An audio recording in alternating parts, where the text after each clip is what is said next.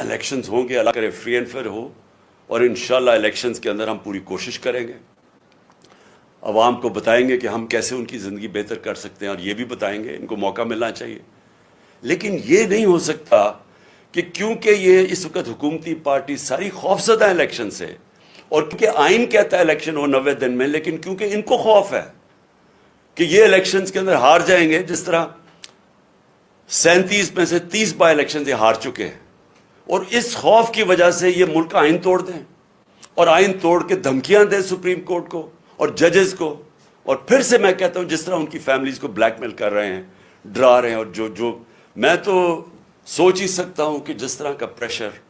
ہمارے ججز کے اوپر پڑا ہوگا، کیونکہ میں نے تو اپنے اوپر پریشر دیکھا ہوا ہے، ان کا یہ جو مافیا ہے، یہ پولیٹیشینز تو ہے ہی نہیں، میں نے تو اپنے اوپر پریشر دیکھا ہوا ہے۔ انہوں نے نہ میری ذات چھوڑی، نہ میرے گھر والی خواتین چھوڑی، نہ انہوں نے کسی قسم کا کہیں بھی کوئی بھی گند اچھالنا اور جتنا نیچے گرنا،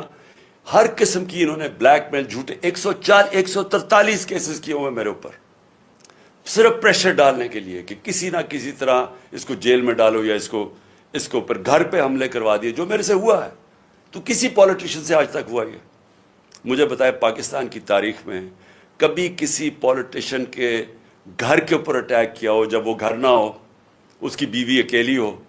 اور اس کا گھر لوٹ جائیں، جو چیز ملے پولیس اٹھا کے لے جائے، اور جو ملازم ہیں ان کو مار مار کے حسامے کو اٹھا کے جیل میں لے جائے؟ کبھی ایسے ہوا ہے؟ کسی سے ہوا ہے؟ 26 گھنٹے میرے گھر کو اٹیک کیا انہوں نے، اور وہ سارا غیر قانونی تھا، وہ وارنٹ بھی غلط تھی، وہ تھی بنی گالا کی، اور وہ بھی کوئی اور چیز تھی، یعنی وہ بنی گالا سے صرف میں نے عدالت میں پیش ہونا تھا، وہ تو میں ویسے ہی ہو رہا تھا، ایشورٹی بانڈ جب میں نے دے دیا تو وہ اریسٹ ہی نہیں کر سکتے۔